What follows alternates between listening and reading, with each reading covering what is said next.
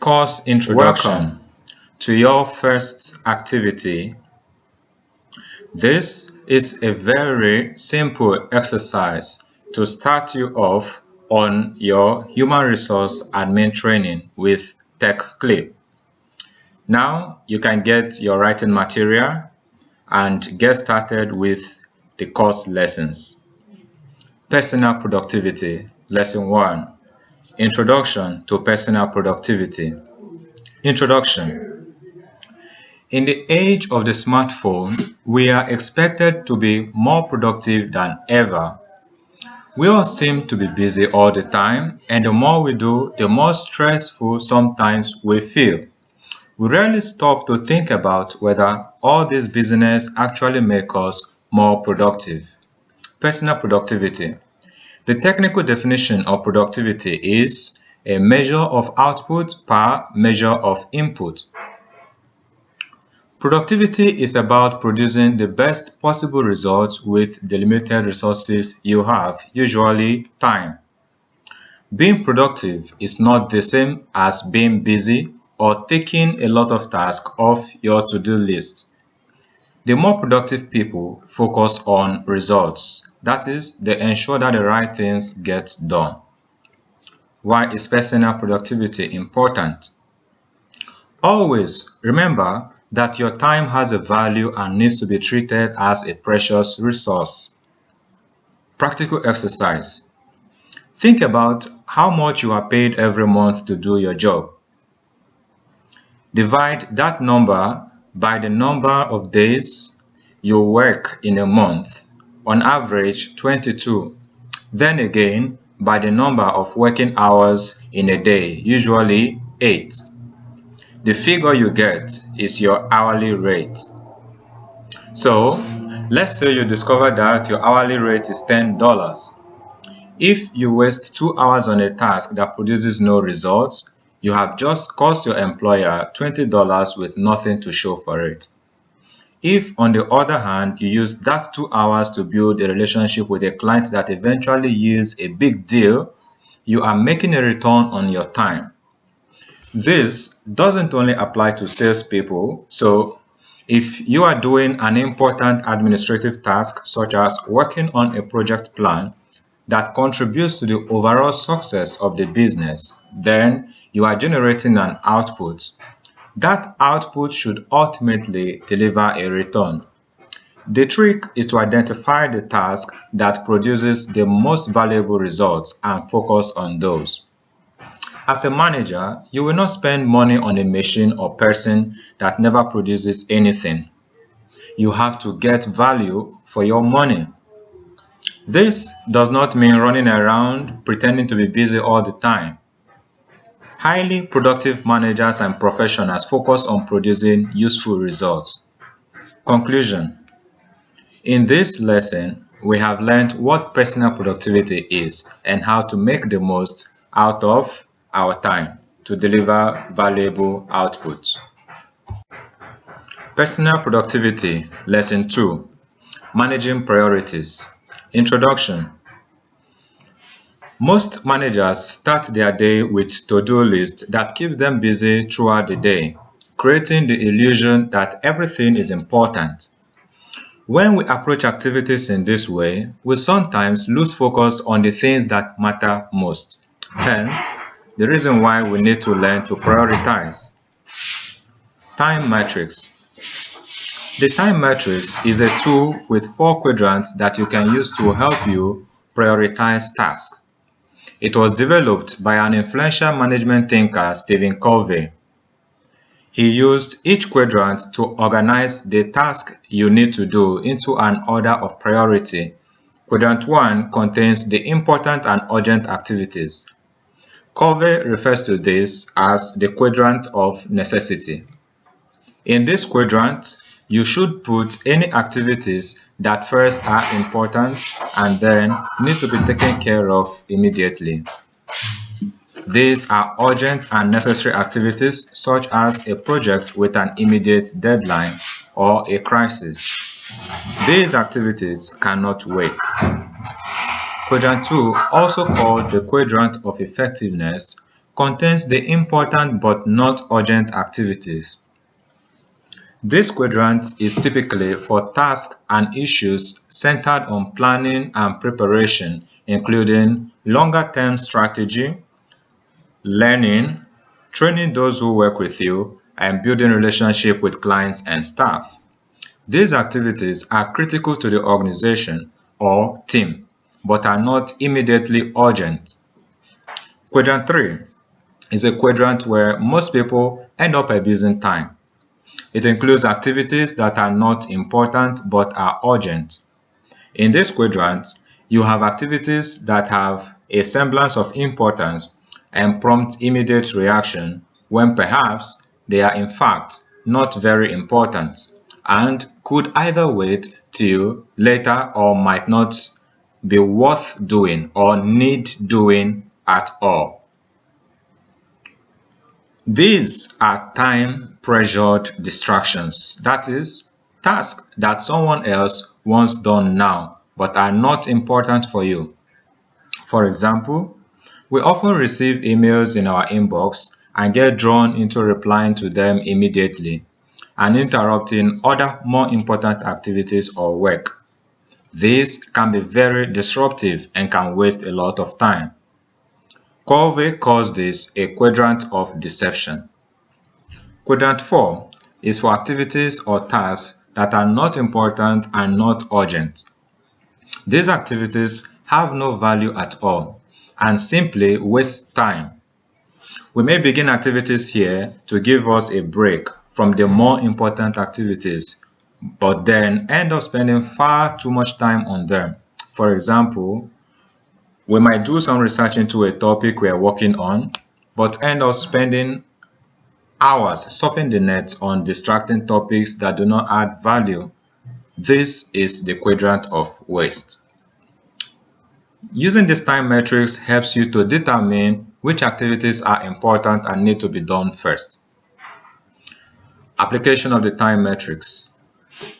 Many managers, like Jane in our case study, get trapped in what is called the Bermuda Triangle of time. This is when a manager places too much effort on tasks that are on Quadrant 1, 3, and 4, driven largely by urgency, and neglect Quadrant 2 activities. Important but not urgent. These are often the critical ones that when we attend to them first, make sure that all the rest of what we do is aligned with the principles we hold most dear, and sometimes even reduce the urgent and important list by making us more effective. For example, in our case study, Jane has spent all her time collecting feedbacks from clients and training new staff, an important and urgent task, but has not managed to make time for the important and urgent task of updating the tour report, which means that decisions made have not been based on the most current information. A good way of deciding what should go into Quadrant 2 is to identify those tasks that you know that if you did them superbly well and consistently, they will yield excellent results. Those are the tasks that you should attend to first in your planning. Managing priorities activities. In this activity, you will practice how to prioritize tasks using the time quadrant template available in the resource section of this training lesson. 1. Start by writing a list of all the tasks you have to complete in the next week. Ensure you include tasks you expect might come up, like requests from a colleague to help with a project, X, or email from a direct report requesting a meeting, or email about the next office party. 2. Next, organize these tasks into the 4 quadrants. 3. Try not to put everything in the important and urgent category. Force yourself to put some tasks in the not important quadrant. What do you notice? Does anything surprise you? Discuss with your manager and share your deliberations in the Skype community provided for you and other admins to interact. Personal Productivity Lesson 3: Managing Your Time. This lesson focuses on how you can manage your time to ensure the most important things get done. Have you ever heard the phrase African time? There is a perception that in Africa people don't keep to time. Is this true? What do you think about punctuality? Is timekeeping important, or is it more important to make time for people? This may be influenced by culture, and you will need to decide this with your team boss or check your company policy on time. At Tecfclip, if you are late, think that you are saying that your time is more important than that of the person or people you are meeting. Why not make your own personal policy on punctuality and challenge yourself to stick to it? Time management. Once you've organized tasks into the 4 quadrants of the time matrix, how do you know where you should focus your time on? Time management is about ensuring there is time for Quadrant 2 first. Always keep your goals in mind and evaluate your activities on the basis of how they will help you achieve your goals. Cover time every week for tasks that help you move closer to achieving your goals and guard that time. Power of saying no. Take control of the non-important tasks even when they are urgent by delegating them or postponing them to a more convenient time, or declining them altogether. When a request comes for you to do something, ask yourself if it is worth interrupting your other work. In summary, you should be saying no to demands that are deceptive, Quadrant 3, and wasteful, Quadrant 4, and saying yes to matters of necessity, Quadrant 1, and effectiveness, Quadrant 2.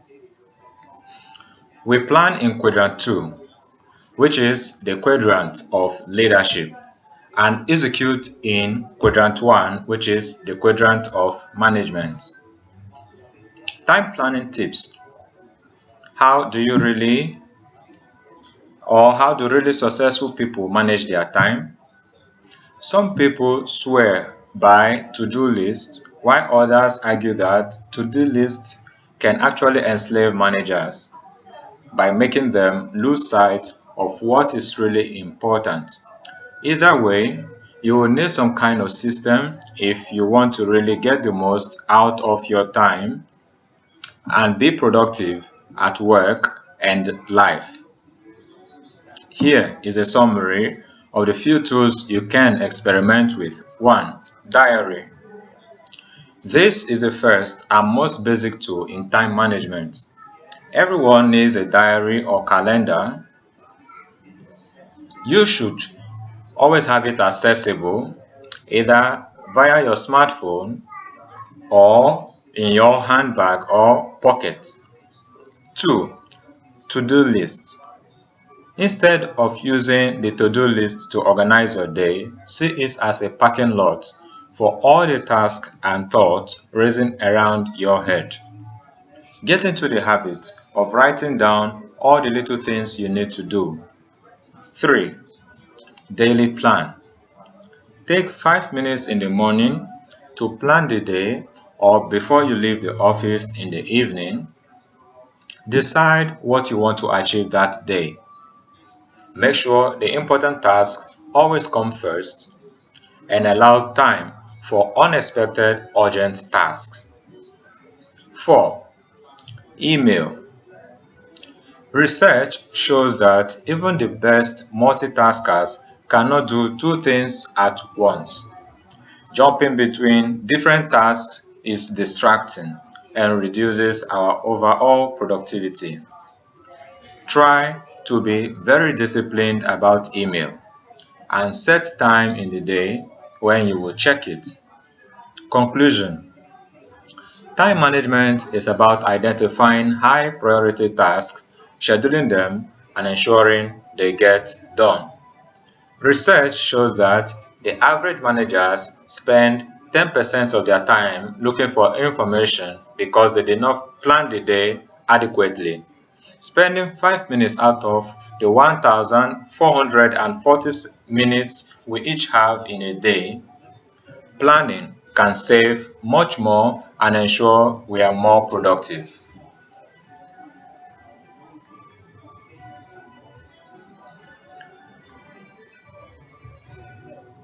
Managing your time. Activity. In this activity, we will practice our time management skills to ensure we focus on important tasks.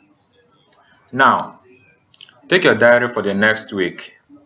If you don't have a diary, we have prepared a daily planner tool for you available in the resource section of this lesson.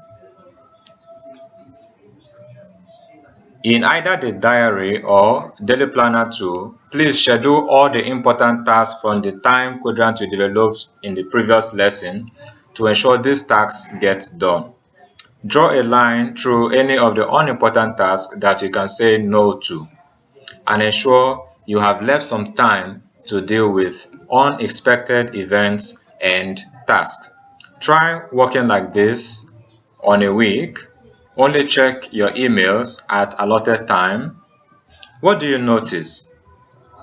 Discuss your experience with your manager and share your thoughts and any other time management tips that you and your peers, that is co-admins, can apply in the Skype community. Personal Productivity Lesson 4: Getting Things Done. Introduction. This lesson focuses on how to execute your priority task. To move from planning to execution, you need to break down big tasks into smaller, more manageable chunks. Clarifying tasks and breaking them down. Please review the lesson on managing time and look through the important tasks you scheduled. Do you understand what is involved in each? Referring to Jane's example from the case study, she needs to write a report.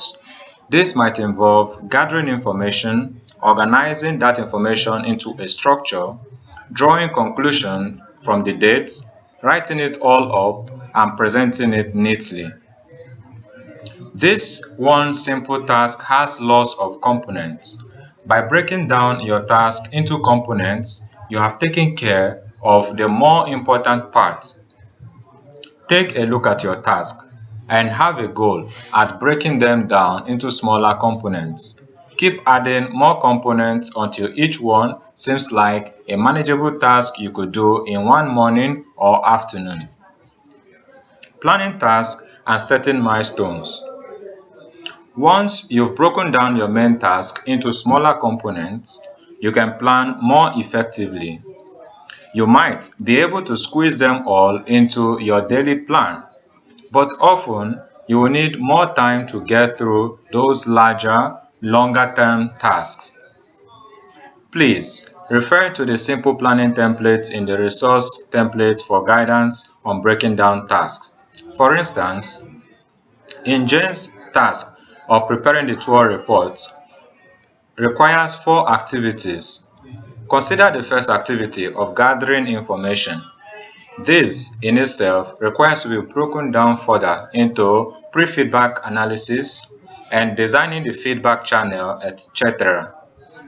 In breaking up your task to several mini tasks, make sure you take note of any additional resources you need, who will complete each task, and clearly mark when it needs to be completed.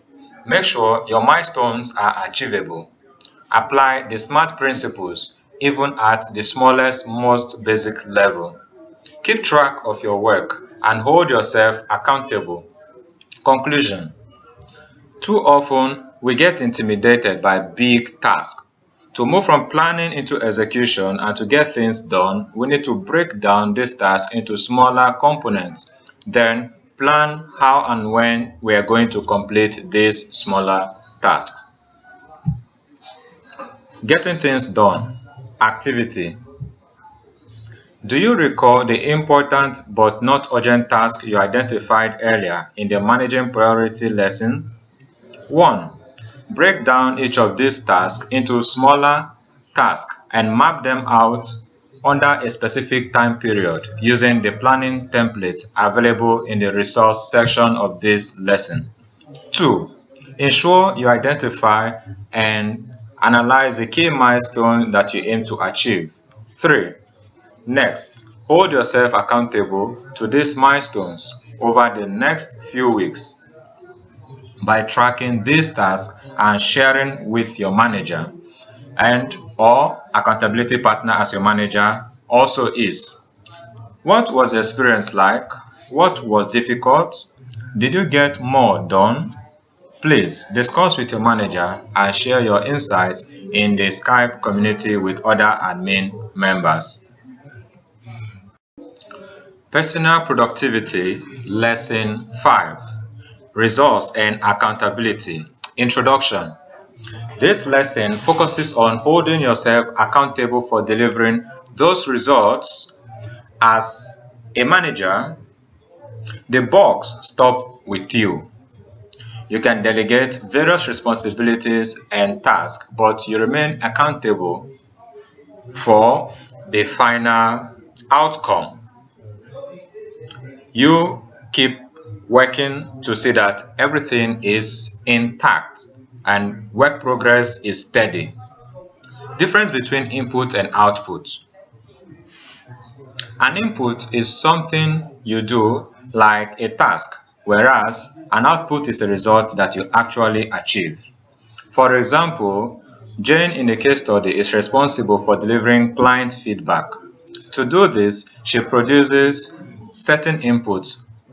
For example, she distributes questionnaires to a client, which is an input. It will not be enough to write delivering questionnaires on a to-do list, tick it off the list, and leave it there.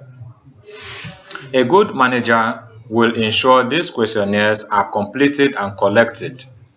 The data are compiled and processed, and the results are interpreted, and that relevant insights are communicated to the boss and rest of the team. This is the output. Think about your own work. Have you clearly defined the results or output you want to deliver at the end, or have you focused on only input? If you manage other people, think about the task you set for others.